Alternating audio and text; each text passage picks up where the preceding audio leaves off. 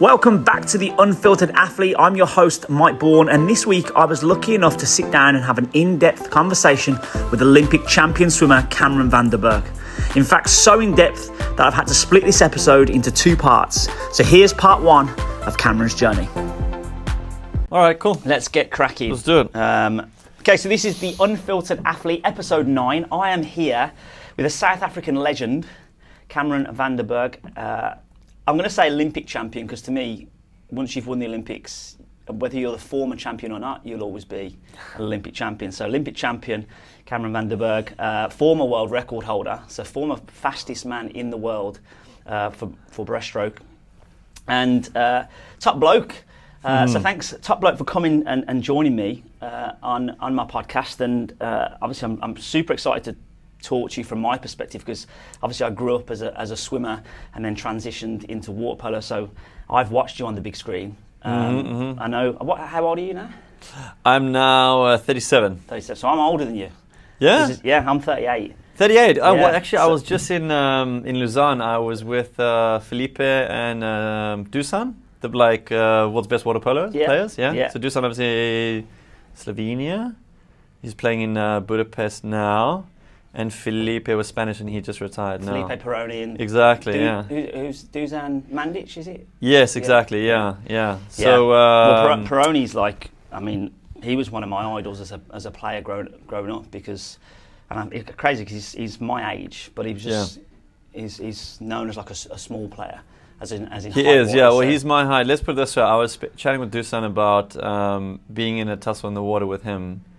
And I weigh like say 90 and I'm 183, and Dusan is like 205 and weighs 110, and he said he pretty much would kill me. But then I was with Felipe and we were at the same time, and he was like, nah, come on, I'll get him, I'll take him down. And he's about my height and maybe a little bit heavier when he was competing properly. I think he might even be shorter than you, because he reminds me of there's another Spanish player. Oh God, what is his name?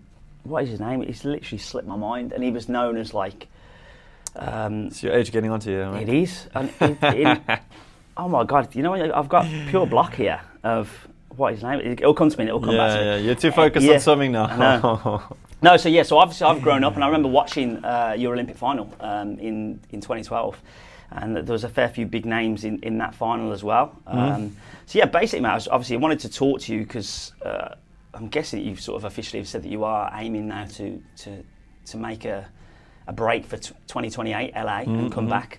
So I want to talk about your journey from a young boy, growing up in South Africa and essentially being the homegrown champion that came out of South Africa, and obviously you've had an amazing career, world records, gold medals, silver medals.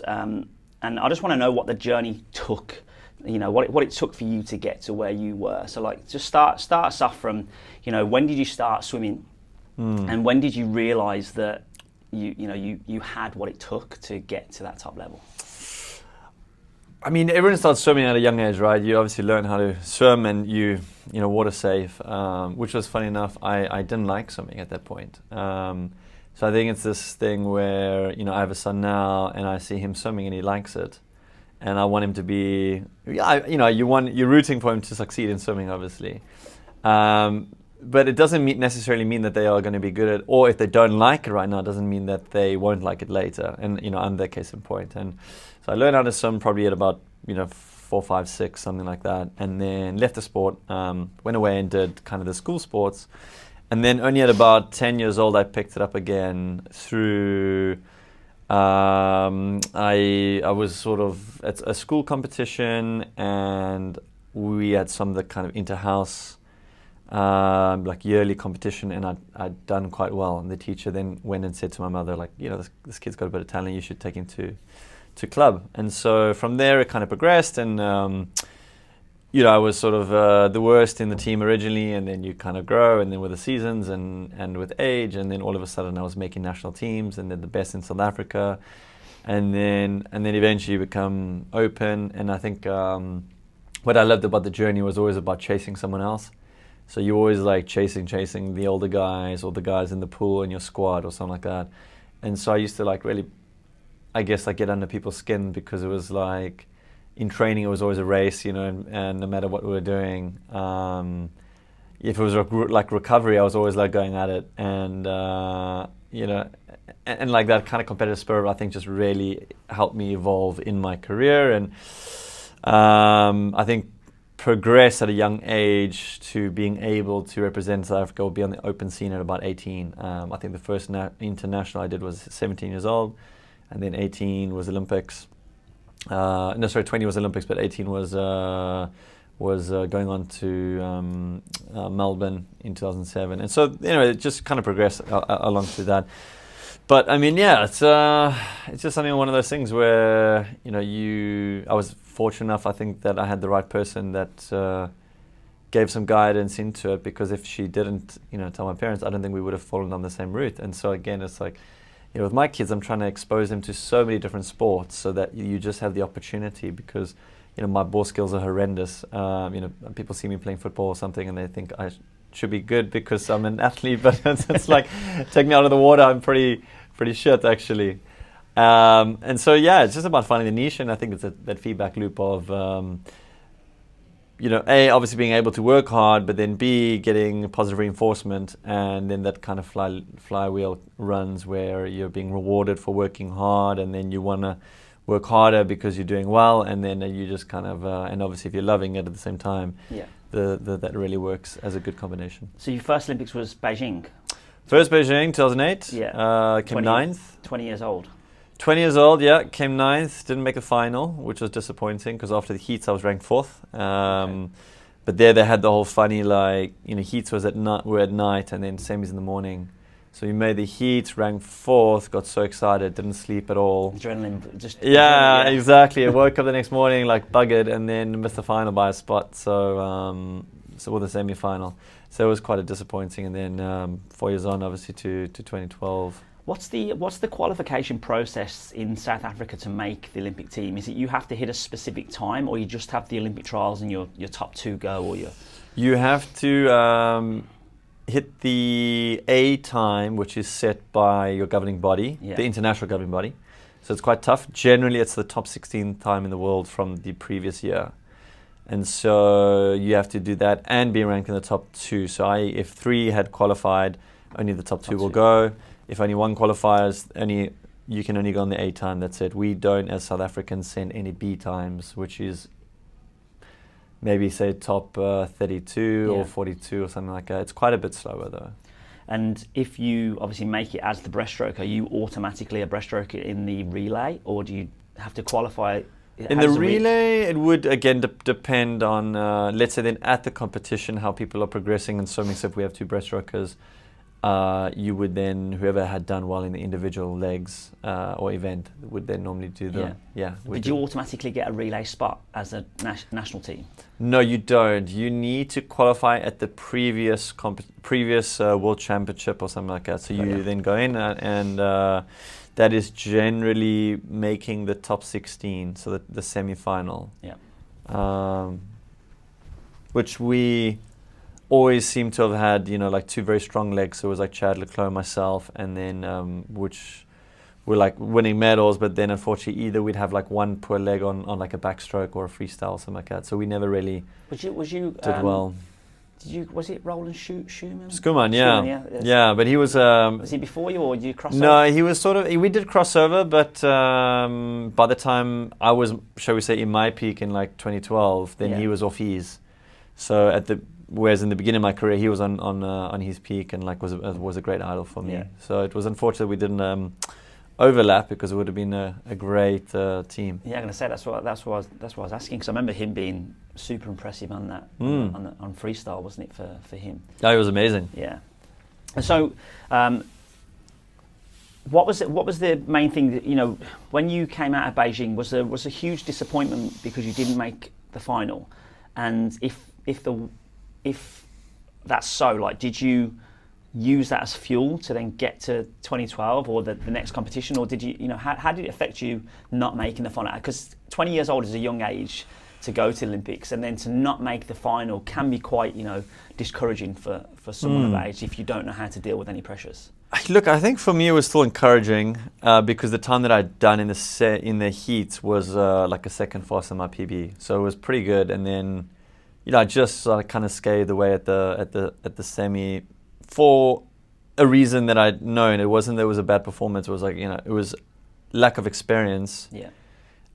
Which I obviously then got. So it was it was a positive if you had to look at it from that perspective. Like, what could I learn from that and take it away? Which I then used to take like sleeping pills at night, prescribed of course, and everything's safe. But that what I would do is, because obviously if you're having a race at like 8, 9, 10 p.m.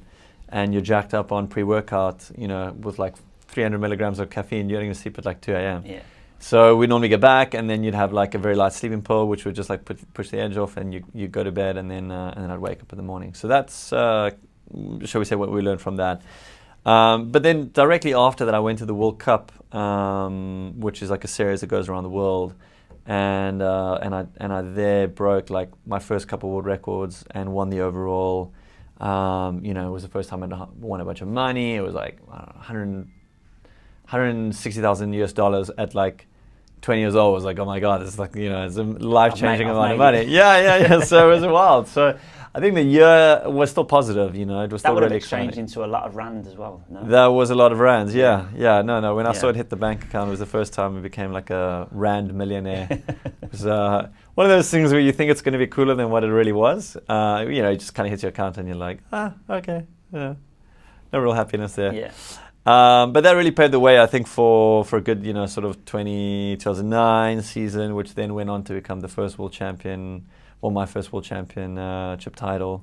2009 was what, Rome? Was Rome, yeah, in the 50 breast, and so and I got the bronze in the 100 as well. So it was a good stepping stone and a good progression. Yeah, no, nice. And so, in terms of your training, when we're looking at your training over the course of a Olympic cycle, so a 4-year period, is there specific, protocols that you follow within that 4 years, or is it smaller, smaller sort of micro cycles that you follow throughout like an individual year? And obviously I know that you have like different competitions that you aim for and different ways to taper, but were there certain competitions that you tapered differently and certain competitions that you didn't taper at all, or was it just all out until the main goal of being the Olympics? It's definitely different. It's it's a 4-year cycle. Every year is split up into, say, 2 main cycles, of which they're like 4 months. So you would say Jan to April, where you train for, say, 3 months, culminating in a taper cycle, which ends in April, which is your qualifier for the Olympics or whatever it might be. Yeah. And then the next cycle starts, let's say, from May, runs through to August. So then, and you go May, June, and then you're racing like end of June into July in Europe, come back for a little bit, and then you race, and then you go for pre-camp and you race the Olympics in August again, or the World Champs.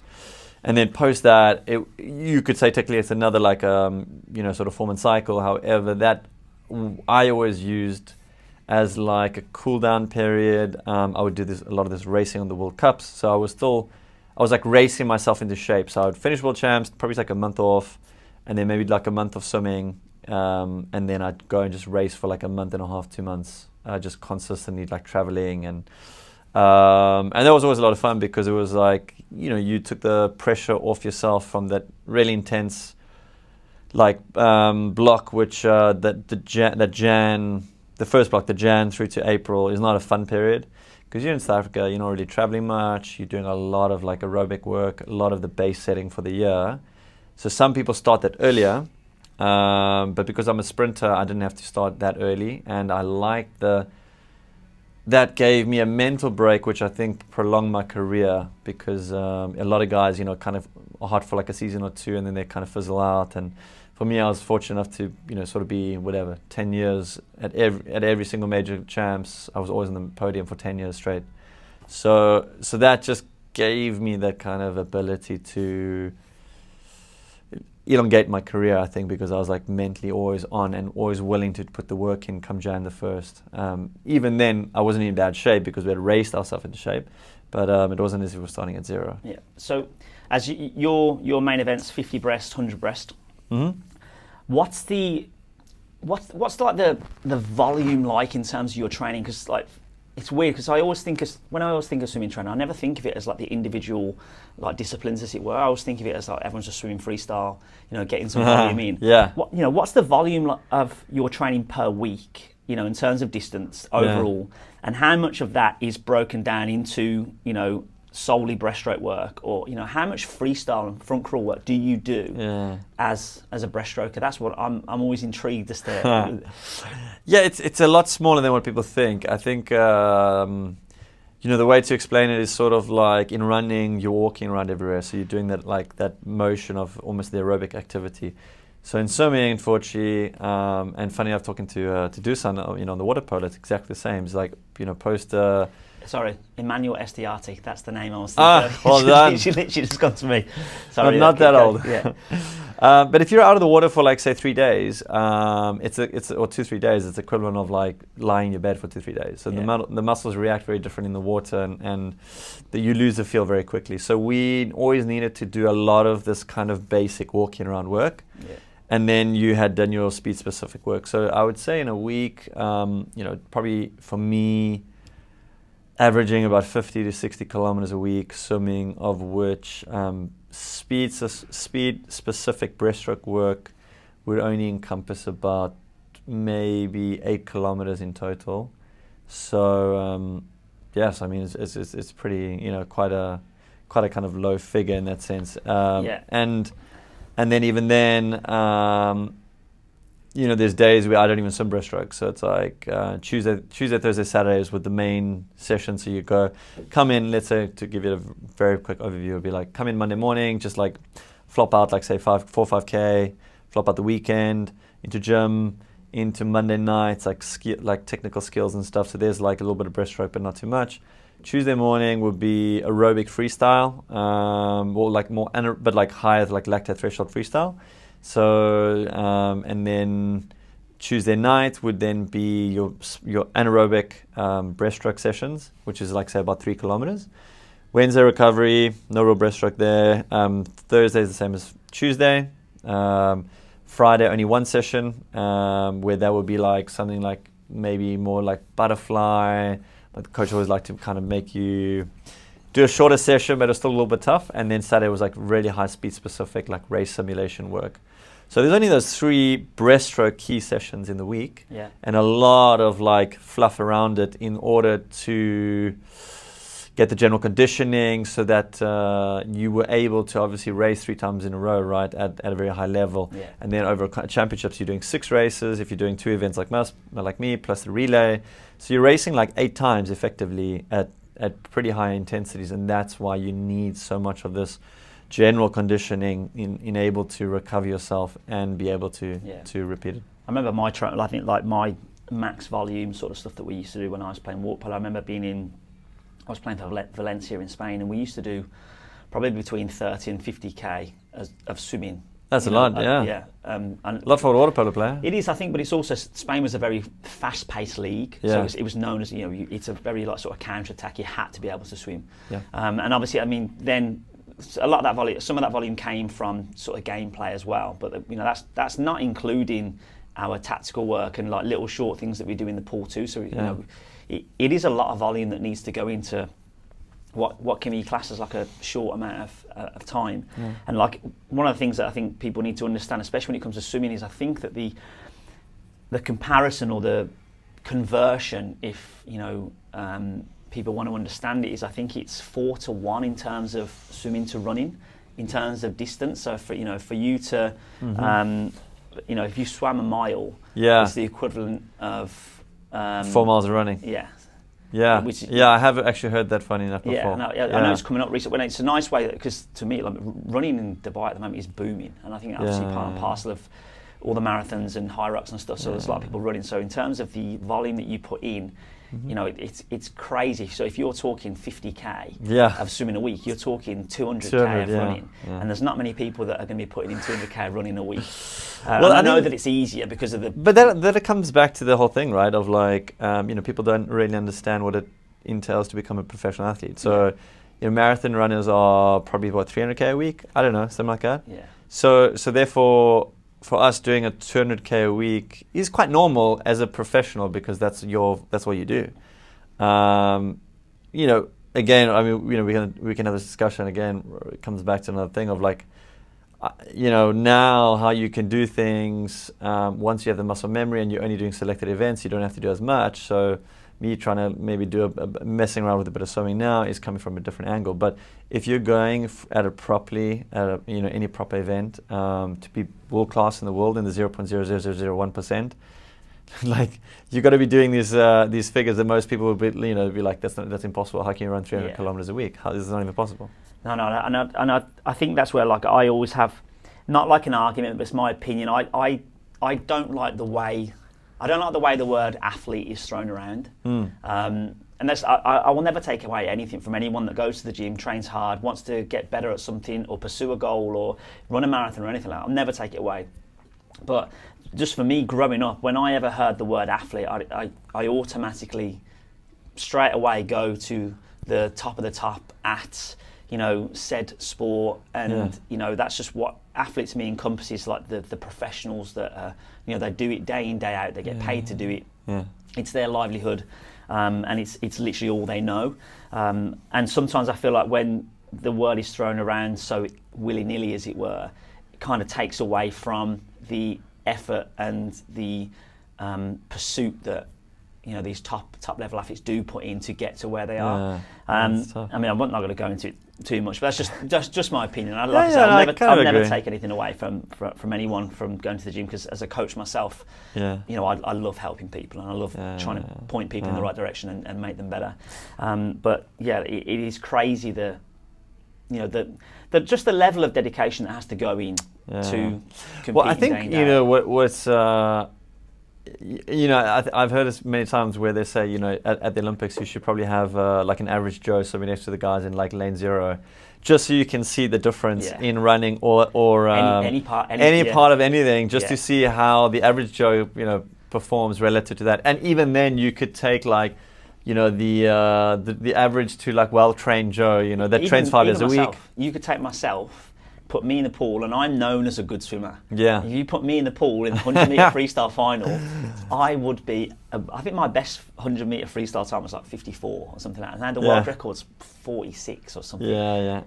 That's insane. Like, that's nearly, that's, you know, near on like 25 metres. You probably say like, it depends where you are, but it's, you know, it's I guess it's, you know, like a change in the culture and like social media and everything, right? Like, it's a beauty in the sense that it's made things a lot more accessible and popular. However, people like to brand themselves a lot easier as like a professional in something, right? And it's kind of like we see this all the time, you know, everyone became a professional in virology in COVID in 2020, you know, and then it was like everyone's a professional in the war with the war broke up in 2022, you know, like, it's just everyone's writing threads and like all of a sudden they're specialists in a certain field that they've done maybe, I don't know, like a weekend's of work on.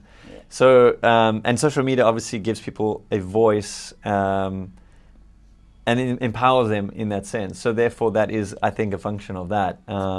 But yet what generally will happen is like the real professional in that field will look at it and sort of laugh, obviously, or whatever, but we don't feel the need to call anyone out, right? Because, like, you know, you're not out to prove any point or something like that, and so therefore I think it just it allows this kind of to perpetuate, and it kind of goes on. Do you think that, you just mentioned then social media, like for me, I remember when I was playing, social media wasn't big. I think Instagram came around 2011, 2012, which is very much towards the back end of my, I mean, I retired from water polo in 2014, I think it was. And I remember, like, being an athlete on social media was just not a thing back then. And do you think that I don't mean this, I don't think you would have been more successful as a swimmer, but do you think you would have been more supported as a swimmer if you'd have had social media back then the way that social media is today, in terms of getting sponsors, getting brand deals, you know, that could help with? Well, it's definitely changed the game, I'd say it this way. You know, the traditional athlete was like, okay, you know, you go and you lock up a sponsor for 4 years, they pay you a retainer once, you know, for like a salary for the year. You would have performance bonuses if you had won an Olympic gold medal or something like that. So that was like, and you were obviously like brand loyal to that. So like I signed with Audi, and that is my auto kind of brand. And I have a bank, it's Emirates MBD or Investec or Barclays or whatever, I'm just saying. And then that is it. I can't then go after another brand, right? So, and I saw this at the end of my career, right, where you start, let's just say, like for argument's sake, you know, they're paying you a base salary now of, you know, 500,000 base. Then you go on and you then might get an offer from competitor Y, and they will say, all right, we're going to pay you 100K, and we just want you to post this on your platforms for like, it's like for like a month, right? So then you look at it and you go, okay, well, wow, that was like pretty easy, because like I didn't have to go and do all these, you know, sort of, you weren't tying yourself in, so you had the flexibility, and you didn't have so much commitments to do. Yeah.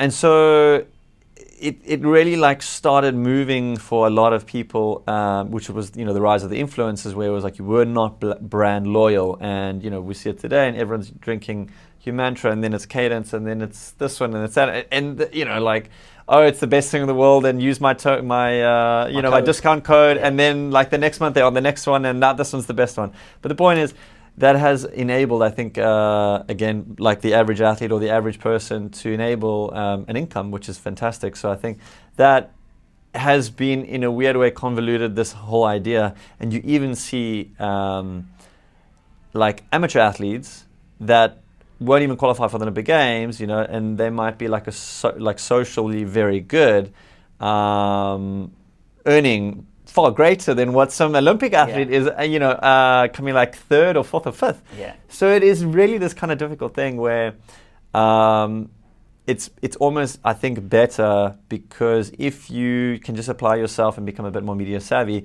you should be able to earn an income in swimming or in athletics or in CrossFit or whatever it might be.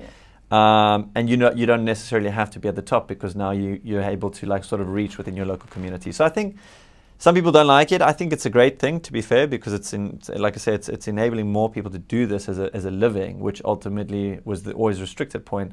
You know, you and I could probably say the same. Is like, post a certain point, I had to retire because I had the opportunity to go into finance, where I was like, all right, well, my swimming earnings are going to do this, and I can jump on the bandwagon here and sort of cross over, right? Versus maybe you could extended your career a little bit longer or earn more or so on. Yeah, I think I definitely would have liked social media presence more so, not solely for me or my individual, you know, financial gains, but I would have liked it more so just for the extended reach for the sport alone. Mm-hmm. So for me, like, water polo is a minority sport, you know, and it's an amazing sport. It's fantastic to watch, especially if you get to grips with the, you know, with the rules. You know, it's fast paced, it's aggressive. Mm. You know, it's meant to be non-contact, but you know, we all know it is contact, and you get to see some amazing shots, goals, saves, and you know, it's very fast paced and very, you know, it's a great sport, but it never gets the public eye. And I think that, you know, back then, especially from my point of view with the 2012 Olympics and it being a home Olympics, I think if we'd have had more of a social media presence back then, we definitely could have pushed for more support. We could have got, you know, more fans involved, more people involved in the grassroots of it as well. Yeah. And I think that swimming is one of the bigger sports in the world, but I still don't think it gets the credit or the you know, the views that it should comparative to like football. And the problem with a lot of these sports is that, you know, like American sports is built for entertainment, right? And so therefore you can sell it because there's like all these breaks and avids and all this kind of thing, right? And so the traditional sports are not, right? Because it's a continuous game. And so, and there's like, you get to Olympics and all these things, there's no advertising, no nothing. Yeah. It's an amateur sport, right? So it gets very tough, and I'm actually really looking forward to seeing what LA is going to do, because like obviously LA and you know, the Olympics, well, the Americans, they are so good at putting on a show. You almost have like swimming now is like 80% sport, 20% entertainment. I'm pretty sure that these Americans are going to do something like 50-50. Yeah. And I think that model might be the one that could potentially shift us away from what swimming is traditionally, and almost obviously like what Enhanced Games is trying to do now, right? Where it's like, it seems like it's just a bit of a spectacle and so on. So it's that entertainment value coming into the sport which unfortunately the purists at heart are going to say, oh, but that's not what sport's about. But it's a business, right? Yeah. And like, if it doesn't make money and it doesn't evolve, like, it's going to die. And that is the unfortunate fate to some Olympic sports that have even been removed from the Olympics, because it's a very numbers game, and they literally go and look at it and they say, cool, well, how many views did we get on XYZ sport? And if it's too low and it's not really worth putting on air, then they remove it, they kill it, right? And so that's why they're trying to bring in skateboarding and golf and all these different things, surfing. Yeah, exactly, right? Yeah. But that surfing, got the views though, which was crazy.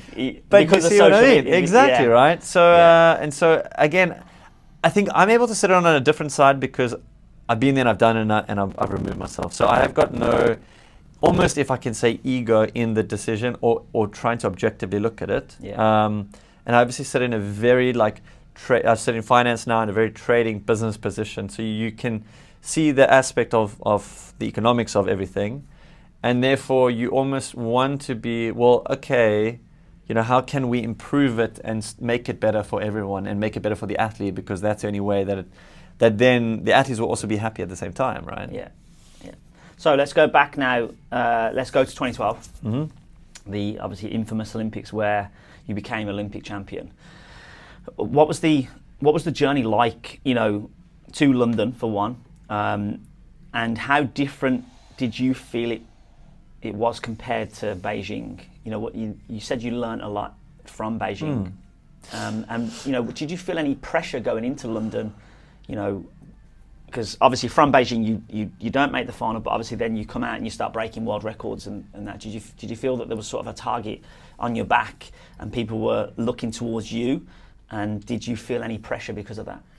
I mean, good stat, right? Like going to the games, I wasn't the favourite. I think my odds are 1-16. Yeah. Really? So who was it?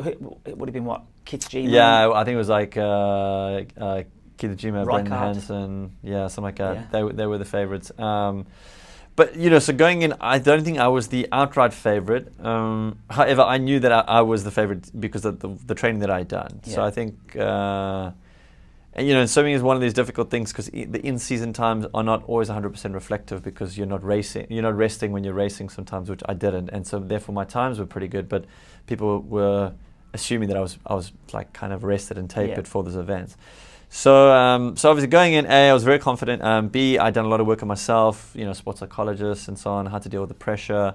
So therefore, at the moment when we did qualify from the heats and into the semis in lane 4 and always the number 1, I knew how to deal with the pressure and not sort of have that steal energy from me, and how I could deflect it. And that was obviously very useful. And then eventually, obviously just being able to also build through the event, having fortunate enough speed and training in me that I could say, all right, I don't have to give it my best in the heats and the semis. So like coming to the heats, like I wasn't shaved, I just had clipped, and you go for the warm up, and you do your race, and then you qualify for the semis, and then in the semis again, like I'd shave, but I didn't do like a full preparation for the final. So you always kind of had this like back in your mind that you're progressing through, which gives you confidence that you haven't given your best performance.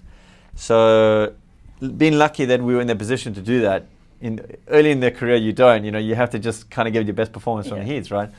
And so these strategies, I think, help a lot of knowing that you have something in the bang, knowing how to deflect the pressure, knowing that you've got the conditioning, and almost like that underdog kind of mentality really helps, I think, bring the best in a lot of people and myself. So you led that race from start to finish. Yeah. Everyone knew that you'd be ahead at the 50-metre mark, and it'd be sort of, it was always, I remember the commentary sort of being, can you hold on? The back end of the 100, can you hold on? That's where some people like Kitajima and that usually come through. Yeah. When you touch the wall and you turn around and you look at the scoreboard and you see that you've won, what's the initial feeling that ran through you? So I remember you touched and you got up on the road. You lay back. Yeah, it's fully like just relief, right? Like that you did the job and like it was done, and it's so it's so kind of in the moment. You know, if almost you have such a, shall we say, overwhelming feeling because it's been such a thing that you worked throughout for, you know, for your whole life type thing, and then obviously when it actually happens, it's very difficult to kind of put into words, you know, because it's like, unless you've experienced it, and I think the kind of the ability to vocalize it is just like beyond me kind of thing.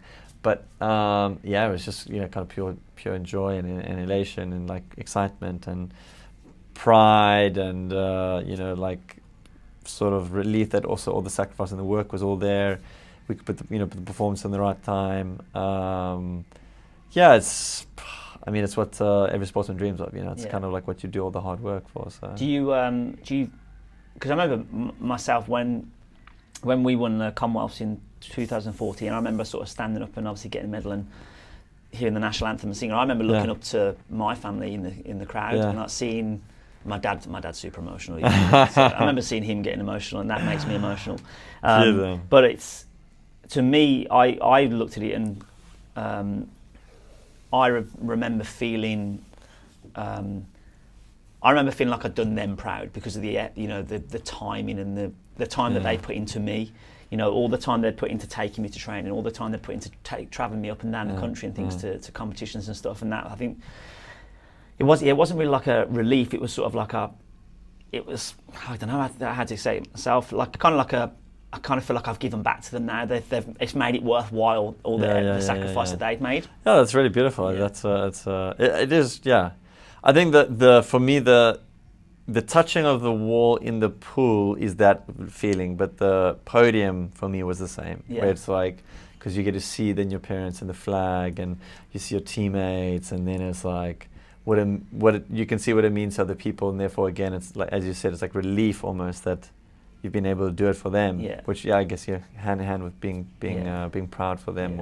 I think I just consider myself very lucky, really, that I always consider myself lucky that, you know, my parents have been married like 44 years or something like that, you know, and I've always had their support, and I've just anything I've ever wanted to do in terms of, you know, even me moving country, never had any hold back from them. So I was like, you want to do that? Yeah, go and do it. You know, so it's good to have their support. You know, whether they get upset at the airport saying goodbye to me is a different story. But you know, I think I'm very lucky. It's a big commitment. It's like, if you think you're now as a parent and you're working. I mean, you know, like carving time on your day, going at like 5 a.m, drop the kid at training, go pick them up again, school run, other siblings, and then taking them to training again in the afternoon, and obviously again like the monetary cost, and then again raising like a male as an athlete, or not necessarily anyone, but like the food cost, you know, it's like pretty intense. So you actually work back, and then obviously they're traveling, they're sending you on tours, and then they come in to see you race. I mean, it's a huge financial and time burden. And so therefore you realize how much they sacrificed for you, right? Yeah, no, for sure. It is massive. I think that's what helped, like, you know, was training. It was knowing that you had that support behind you, whether, you know, no matter what sort of level of support it was, you knew that they would say yes, and you can do it as you were. Yeah, it's amazing. So I always consider myself lucky for that. I want to move on next, because I sort of feel like obviously you're then the next Olympics, you end up with a silver medal. Yeah. I know a lot of people that can, you know, they can actually be extremely happy with a silver medal. And one of your sort of rivals even said that himself at the last Olympics was Peter. Yeah. He got a silver medal, and you know, I'm sort of like, I think I'm more proud of this silver medal than I am of the other medals because of everything that I've been through leading up to it. How did you feel? Because obviously it was Peter that actually picked you to it in 2016. What was the thought process behind you there? Did you, you know, was the disappointment, or did you, you know, were you able to come out of that race and be like, I did everything I could? Yeah. You know? I think Peter and I have pretty much the same story, and I don't think it's special to us. I think a lot of athletes of our age, you know, like my Olympic year was a catastrophe. Like, I was overtrained, I had injuries. The times that I was doing, I didn't even think I was going to make a medal. And so therefore being able to get up and somehow pull this performance together, you know, good examples, like I was in like lane 2, Yeah. You know, the time that I did in the semi-final was pretty slow. Wouldn't have won a medal.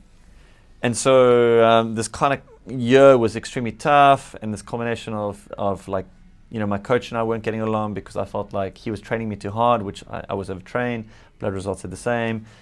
Then was it a different coach to 2012? No, same coach, but it was just sort of, you know, trying to do the same work that I did when I was 24, 28 doesn't work. Like, your body's old. I was still training in Pretoria, so it's altitude. So now again, like at 28 years old, at altitude, 1,500 meters, you know, I can't do the same sets anymore. I can't do the same quality and the volume. And you need to adapt the training. And it was like, almost like as the times were getting slower, you know, it was like, oh, let's just do more, which was not the answer. And then, you know, I mean, just small things that led to kind of injuries, or like, I was stretching on the mat and dislocated my knee, and then I was out for like 2 weeks. It was like, you know, 6 weeks before the games. It was a lot of difficulties. And I think emotionally, when I arrived at the games, I was pretty numb, and I didn't feel like I was even there. Yeah. And again, this story is not unique to me, and I think it's only just a lot more people speak about it now. But at the end of your career, it is a real struggle. For these longer events, it's not that